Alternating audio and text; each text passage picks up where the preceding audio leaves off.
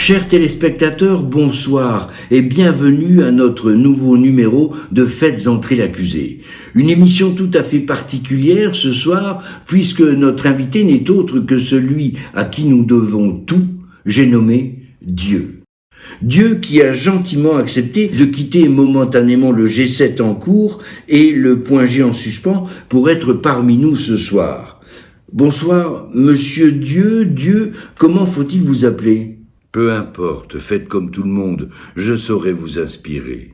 Bien, eh bien, Monsieur le Divin, je vous remercie de vous être rendu disponible pour une apparition, somme toute très rare. D'ailleurs, vous souvenez-vous être apparu en d'autres temps ? À vrai dire jamais, mais aujourd'hui c'est un peu particulier, parce que figurez-vous que je me suis trompé. Dans mon agenda j'avais noté fin du monde, alors depuis le temps que vous vous y préparez, je tenais à être là. Et puis puis j'ai préféré rester. Après tout, c'est mon bébé. Et à ce propos, si c'était à refaire, referiez-vous la même chose ? Tout pareil, je ne changerai rien. Ah bon ?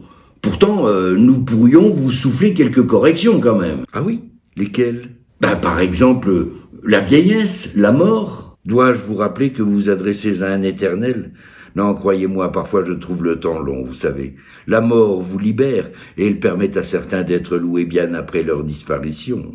La belle affaire. Pensez aux martyrs, aux héritiers. L'amour au-delà du trépas. Ah, je vous en prie, ne prononcez pas ce mot en ma présence. Trépas ? Non, l'amour. L'amour ? Ah oui, c'est même peut-être le seul loupé de toute mon œuvre. Rien que d'y penser me viennent des idées de catastrophe. Je ne comprends pas. Ici et pour la plupart, l'amour est le moteur de la vie. Justement, c'est ça le problème. Vous passez votre temps à vouloir être aimé.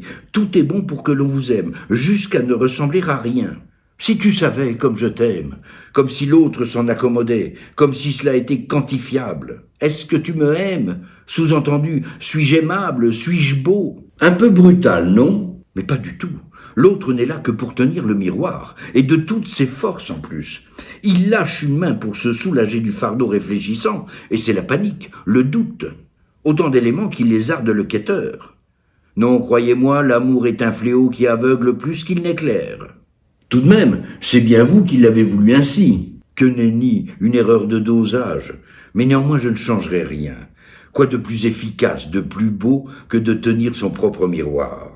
Vous aimez l'homme qui souffre ? J'aime l'homme qui pense. D'autres sujets d'amertume ? La femme. Pardon ? La femme arrivait trop tôt, et ça je l'avais dit. L'homme n'était pas encore prêt, à peine démoulé trop chaud, pas fini, quoi. Et voilà qu'on le met en présence de la femme, qui ne devait arriver qu'en saison 2. Beaucoup plus élaborée, belle, intelligente. Bref, l'homme n'était pas prêt à tant de sophistication. Mais bon, le mal était fait. Et là non plus, pas de regret ? Non, car voyez-vous, les plus belles apprennent aux hommes, les plus bêtes s'en servent. Il n'y a guère que dans le rapport des valeurs que cela me soucie un peu. Donc pour vous, l'amour est un fléau, la mort une libération ? Et que dites-vous à celles et ceux qui souffrent dans les larmes et le sang, les guerres et les révolutions ? Une arme peut être fatale à quelques mètres, une pensée bien au-delà. Merci. Eh bien, ainsi s'achève cette émission que je vous remercie d'avoir suivie. Quant à vous, monseigneur, je vous dis à très bientôt pour la fin du monde. À très bientôt. N'en doutez pas.